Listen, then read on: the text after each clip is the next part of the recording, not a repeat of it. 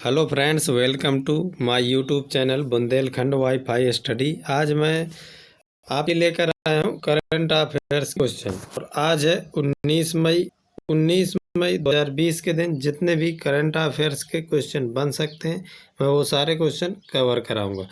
Video को आप last तक देखिए क्योंकि मैं क्वेश्चन के साथ साथ बहुत सारे डिस्क्रिप्शन बताऊंगा जिससे आपका जीके लेवल मजबूत होगा। तो जो व्यक्ति चैनल पर नया है चैनल को सब्सक्राइब कर ले और बेल आइकन प्रेस करे ताकि जब भी इस तरह वीडियो मैं अपलोड करूं तो उसका नोटिफिकेशन उसके पास पहुंचे सबसे पहले। तो चलिए शुरुआत करते हैं आज अपने पहले क्वेश्चन से। क्या दिए पहला क्वेश्चन, हाल ही में अंतर्राष्ट्रीय संग्रहालय दिवस कब मनाया गया है? तो कब मनाया गया है हाल ही में अंतर्राष्ट्रीय संग्रहालय दिवस? ये मनाया गया 18 मई को। 18 मई को मनाया गया है अंतर्राष्ट्रीय संग्रहालय दिवस। अब बात करें अन्य विकल्पों की तो 11 मई को कौन सा दिवस मनाया जाता है? तो 11 मई को मनाया जाता है 11 मई को मनाया जाता है नेशनल टेक्नोलॉजी मनाया जाता है 11 मई को। और बात करें 15 मई की तो 15 मई को मनाया जाता है इंटरनेशनल फैमिली डे 15 मई को मनाया जाता है। बात करें 10 मई की तो 10 मई को मनाया जाता है मदर्स डे। अब अंतर्राष्ट्रीय संग्रहालय दिवस की बात हुई तो अंतर्राष्ट्रीय संग्रहालय दिवस मनाया जाता है 18 मई को। आप इसे याद रखिए। चलिए देखते हैं अगला क्वेश्चन। क्वेश्चन नंबर 2 क्या दिए, हाल ही में किस राज्य ने राजीव गांधी किसान न्याय योजना की शुरुआत की है? तो हाल ही में किस राज्य ने राजीव गांधी किसान न्याय योजना की शुरुआत की? तो छत्तीसगढ़ राज्य ने शुरुआत की है राजीव गांधी किसान न्याय योजना की। अब इस योजना की शुरुआत किस लिए की गई है? तो इस योजना की शुरुआत की गई है फसल उत्पादन को प्रोत्साहित करने के लिए इसकी शुरुआत की गई है राजीव गांधी किसान न्याय योजना की। अब बात आई छत्तीसगढ़ की तो छत्तीसगढ़ के बारे में देखते हैं। छत्तीसगढ़ की राजधानी क्या है? तो रायपुर छत्तीसगढ़ की राजधानी है। बात करें दी अगर कि यहाँ के सीएम कौन है छत्तीसगढ़ के? तो भूपेश बघेल वर्तमान में छत्तीसगढ़ के मुख्यमंत्री हैं। अब बात करें छत्तीसगढ़ के वर्तमान गवर्नर की तो गवर्नर कौन है? अनुसुईया उइके छत्तीसगढ़ के वर्तमान गवर्नर है। बात करें छत्तीसगढ़ की भाषा तो छत्तीसगढ़ की भाषा कौन सी है? हिंदी एवं छत्तीसगढ़ी। यदि यार बात करें यहाँ पे लोकसभा सीटों की संख्या कितनी है? तो लोकसभा सीटों की संख्या 11 है। बात करें यदि यार विधानसभा सीटों की संख्या तो विधानसभा सीटों की संख्या 90 है। यदि यार बात करें राज्यसभा सीटों की संख्या तो राज्यसभा सीटों की संख्या 5 है। बात करें यहाँ पे जिलों की संख्या तो छत्तीसगढ़ में जिलों की संख्या कितनी है? 27 है। 27 जिलों की संख्या। अब यदि यार बात करेंगे छत्तीसगढ़ के का राजकीय पशु क्या है? तो राजकीय पशु है वन भैंसा। कौन सा? वन भैंसा छत्तीसगढ़ का राजकीय पशु है। यदि बात करें छत्तीसगढ़ के राजकीय पक्षी की तो राजकीय पक्षी है पहाड़ी मैना छत्तीसगढ़ का राजकीय पक्षी है। और यहाँ के नेशनल पार्क इम्पोर्टेंट हैं जो पूछे जाते हैं पेपर में, आप याद रखिए। इंद्रावती नेशनल पार्क, कनगेर घाटी नेशनल पार्क और अचानक मार्ग वाइल्ड लाइफ सेंचुरी है अचानक मार्ग। अब इस क्वेश्चन से आपको इतनी जानकारी मिलती है। देखते हैं अब अगला क्वेश्चन नंबर 3 क्या है, हाल ही में गुजरात सहाय योजना के तहत छोटे व्यापारियों को कितने लाख तक का ऋण प्रदान किया जाएगा? तो कितने लाख तक का ऋण प्रदान किया जाएगा? तो 1 लाख तक का ऋण प्रदान किया जाएगा। अब ये जो ऋण प्रदान किया जाएगा गुजरात सहाय योजना के तहत छोटे किसानों को 1 लाख तक का ऋण, तो यह ऋण क्या होगा? यह ऋण विदाउट गारंटी प्रदान किया जाएगा, विदाउट गारंटी के प्रदान किया जाएगा। और दूसरी बात, इसमें ब्याज दर क्या रहेगी? तो ब्याज दर रहेगी 2%। ब्याज दर कितनी रहेगी? 2% ब्याज दर रहेगी। और यह ऋण अगले 3 साल में भरना है, ये अगले 3 साल में भरना होगा। अगला और इसके बाद में बात आई गुजरात की तो गुजरात के बारे में देख लेते हैं। गुजरात की राजधानी क्या है? गुजरात की राजधानी है गांधीनगर। गुजरात के वर्तमान मुख्यमंत्री कौन है? तो मुख्यमंत्री विजय रूपानी। राज्यपाल कौन है?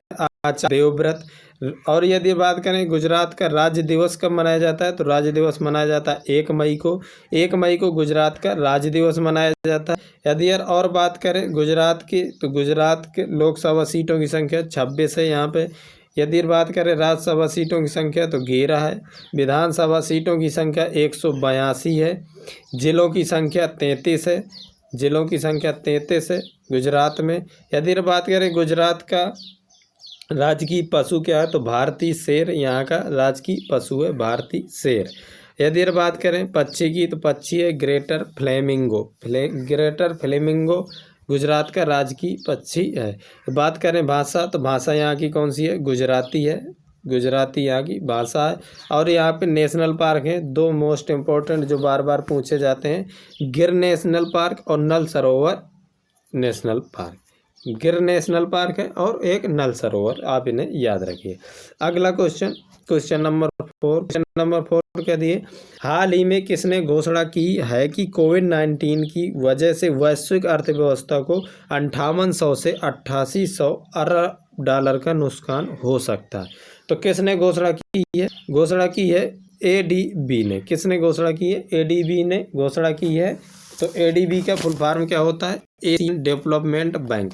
एशियन डेवलपमेंट बैंक ने घोषणा की है कि कोविड-19 वैश्विक बीमारी की वजह से अर्थव्यवस्था को 5800 से 8800 अरब डॉलर का नुकसान हो सकता है। यदि बात करें एडीबी की स्थापना कब हुई, तो 1966 में स्थापना हुई एडीबी की। यदि बात करें एडीबी का हेडक्वार्टर कहाँ है, तो मनीला में एडीबी का हेडक्वार्टर है।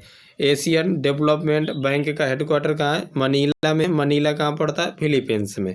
फिलीपींस में पड़ता है मनीला। अब देखते हैं क्वेश्चन नंबर 5 क्या दिए, हाल ही में जम्मू कश्मीर बैंक के नए एमडी और सीईओ कौन बने हैं, कौन बनाए गए हैं। तो कौन बनाए गए हैं सीईओ, ये बनाए गए हैं जुबैर इकबाल। जुबैर इकबाल जम्मू कश्मीर बैंक के नए एमडी और सीईओ बनाए गए हैं। सीईओ बनाए गए हैं कौन, जुबैर इकबाल। अब बात करें यदि अगर अन्य विकल्पों की, तो अन्य विकल्पों में जैसे ये गए संजीव चड्ढा। संजीव चड्ढा ये बैंक ऑफ बड़ौदा के एमडी और सीईओ बनाए गए हैं। कौन से, संजीव चड्ढा। और यदि बात करें सुनील गुरबख्शानी, सुनील गुरबख्शानी क्या है, ये धनलक्ष्मी बैंक के एमडी और सीईओ। बात करें प्रशांत कुमार की, तो प्रशांत कुमार क्या है, ये यस बैंक के एमडी और सीईओ है। अब यह बात आई है जम्मू कश्मीर बैंक की, तो जम्मू कश्मीर बैंक की स्थापना हुई थी। जम्मू कश्मीर बैंक की स्थापना हुई थी 1 अप्रैल 1938 को। 1 अप्रैल 1938 को बैंक कौन सी, जम्मू कश्मीर बैंक की स्थापना हुई थी। इसका हेडक्वार्टर कहाँ है, श्रीनगर में इसका हेडक्वार्टर है जम्मू कश्मीर बैंक का। यदि बात करें वर्तमान में जम्मू कश्मीर बैंक के चेयरमैन कौन है, तो आर.के. चिब्बल। आर.के. चिब्बल वर्तमान में चेयरमैन है जम्मू कश्मीर बैंक के।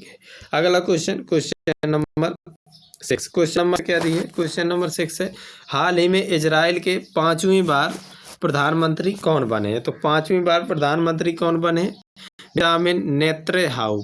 बेंजामिन नेतन्याहू इजराइल के 5वीं बार प्रधानमंत्री नियुक्त किए गए, मतलब बने हैं, 5वीं बार बने हैं। अब बात करें यदि अगर इजराइल की, तो इजराइल की राजधानी क्या है, तो इजराइल की राजधानी है यरूशलेम।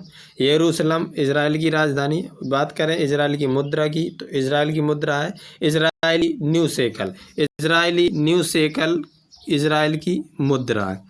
अब बात करें यदि अगर अन्य विकल्पों की, तो अन्य विकल्पों में एंटोनियो कोस्टा। एंटोनियो कोस्टा ये क्या है, ये पुर्तगाल के दोबारा प्रधानमंत्री बनाए गए। एंटोनियो कोस्टा पुर्तगाल के दूसरी बार प्रधानमंत्री बनाए गए हैं। बात करें यदि सरा मारिन की, सना मारिन क्या है, फिनलैंड की प्रधानमंत्री बनाई गई हैं सना मारिन।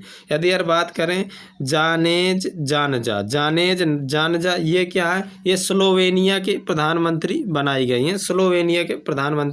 और अभी मैंने जानेज जानजा के बारे में बताया था, मतलब परसों के दिन बताया था। और इसके बाद में स्लोवेनिया, तो स्लोवेनिया ने क्या किया, स्लोवेनिया यूरोप का पहला देश बन गया जो कोविड-19 फ्री यूरोप का पहला देश बना है स्लोवेनिया, याद रखिए। अब अगला क्वेश्चन नंबर 7 क्या है, हाल ही में किस राज्य सरकार ने चरण पादुका पहल की शुरुआत की है। चरण पादुका पहल की शुरुआत किसने की है, मध्य प्रदेश सरकार ने शुरुआत की है चरण पादुका पहल की। अब चरण पादुका पहल के तहत क्या है कि अभी आप लोगों ने देखा कि लॉकडाउन की वजह से क्या हुआ है कि प्रवासी मजदूर पैदल ही अपने घरों के लिए चलना शुरू कर दिया। और चलना शुरू कर दिया, उनमें से बहुत सी महिलाएं हैं, बच्चे हैं जो पैदल चल रहे हैं और जिनके पैरों में चप्पल भी नहीं है। तो उन प्रवासी मजदूरों को जो पैदल चल रहे हैं, जिनके पास चप्पल भी नहीं है, तो मध्य प्रदेश सरकार ने शुरू की है चरण पादुका पहल, जिसके तहत ऐसे लोगों को चप्पल प्रदान की जाएंगी। अब बात आई मध्य प्रदेश की, तो मध्य प्रदेश के बारे में और देख लेते हैं। मध्य प्रदेश द्वारा शुरू की गई और योजनाएं कौन कौन सी हैं। मध्य प्रदेश ने शुरू की है जीवन अमृत योजना। अब जीवन अमृत योजना के तहत जीवन अमृत योजना किस लिए शुरू की गई है, तो इम्यूनिटी बढ़ाने के लिए, बुजुर्गों की इम्यूनिटी बढ़ाने के लिए जीवन अमृत योजना की शुरुआत की है मध्य प्रदेश ने। यदि बात करें और, तो जीवन शक्ति योजना की शुरुआत की है मध्य प्रदेश सरकार ने। जीवन शक्ति योजना के अंतर्गत क्या होगा कि इसके द्वारा महिलाओं द्वारा मास्क बनाए जाएंगे और वो मास्क सरकार 11 रुपये प्रति मास्क की दर से खरीदेगी। ये शुरुआत की है मध्य प्रदेश सरकार ने जीवन शक्ति योजना। अब बात करें यदि मध्य प्रदेश सरकार ने और कौन सी योजना शुरू की, टॉप पेरेंट ऐप लॉन्च किया है फॉर स्टूडेंटों के लिए टॉप पेरेंट ऐप लॉन्च किया मध्य प्रदेश सरकार ने। और मध्य प्रदेश सरकार ने क्या किया है, संकल्प योजना की शुरुआत की। अब संकल्प योजना की शुरुआत मध्य प्रदेश ने की है उमरिया जिले से। बुजुर्गों को सहायता प्रदान करने के लिए संकल्प योजना की शुरुआत मध्य प्रदेश सरकार ने की है। अब बात करें यदि अगर पुनः मुख्यमंत्री जन कल्याण संबल योजना की शुरुआत राज सिंह चौहान ने की है मध्य प्रदेश सरकार ने।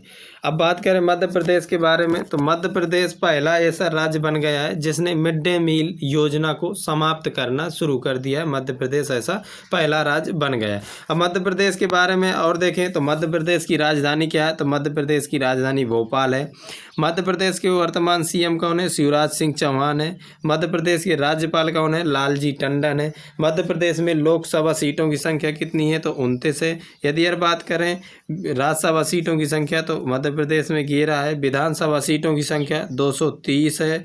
यदि बात करें मध्य प्रदेश की भाषा कौन सी है राज्य की, तो हिंदी राज्य की भाषा है मध्य प्रदेश की। बात करें यदि मध्य प्रदेश में जिलों की संख्या कितनी है, तो जिलों की संख्या 51 है।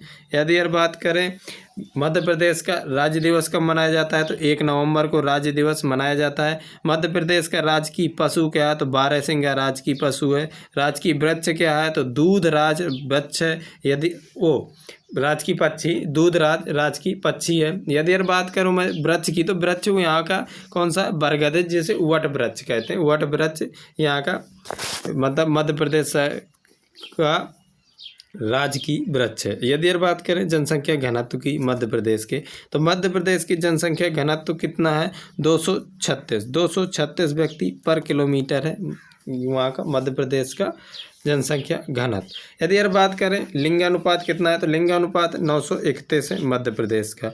मध्य प्रदेश का लिंगानुपात कितना है, 931 है। और यहाँ के नेशनल पार्क बार बार पूछे जाते हैं, आप याद रखिए कौन कौन से हैं।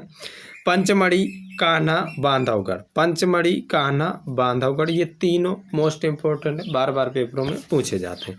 अब देखते हैं क्वेश्चन नंबर 8। क्वेश्चन नंबर 8 क्या है, हाल ही में बिस्लेरी ने किसके साथ समझौता किया है। तो हाल ही में बिस्लेरी ने किसके साथ समझौता किया है, तो बिस्लेरी ने समझौता किया जोमेटो के साथ। किसके साथ, जोमेटो के साथ समझौता किया। अब बिस्लेरी प्रोडक्ट को होम डिलीवरी कौन देगा, जोमेटो होम डिलीवरी देगा। अब बात आई जोमेटो की, तो जोमेटो की स्थापना कब हुई थी, तो 2008 में इसकी स्थापना हुई थी गुड़गांव में।